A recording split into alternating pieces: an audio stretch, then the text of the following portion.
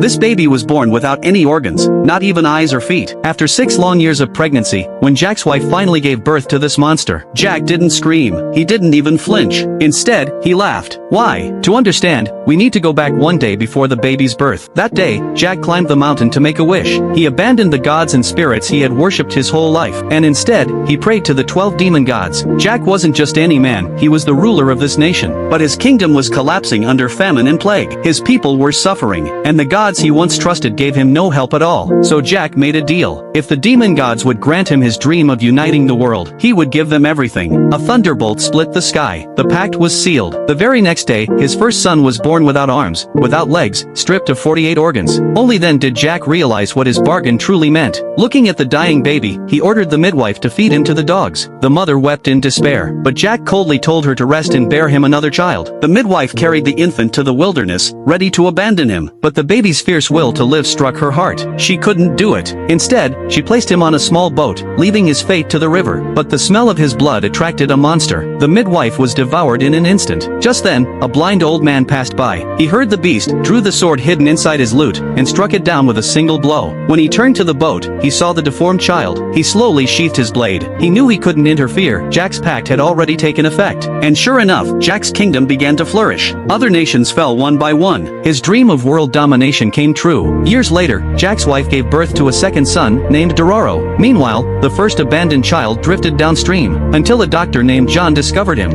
At first, John thought it was just a corpse, but when he saw the baby's mouth opening and closing, desperately clinging to life, tears welled in his eyes. John took him home. He built prosthetics for the boy, and gave him a name, Hayakimaru. The name meant this: live strong, stronger than demons, never give up. As Hayakimaru grew, strange creatures began to hunt him. Sensing his potential, John taught him how to fight. To help him survive, he even forged prosthetic limbs with hidden blades. With each monster he killed, Hayakimaru grew stronger. The boy became a warrior, but John was torn. Was he raising a protector, or a killer? One day, after slaying a demon, something strange happened. Hayakimaru's prosthetic leg fell off, and right before John's eyes, a real leg grew back. John, who had practiced medicine for decades, had never seen such a thing, but he remembered the old tales. Stories of men who bargained with demons. He knew then what Hayakimaru's future would be. The boy had to reclaim his stolen body. Though Hayakimaru could not see John's face, he knew the man had always cared for him. Their farewell was bittersweet, but Hayakimaru's journey had only just begun. And now comes the question: if you were Hayakimaru, when the day comes that you are strong enough, would you return to your father, Jack?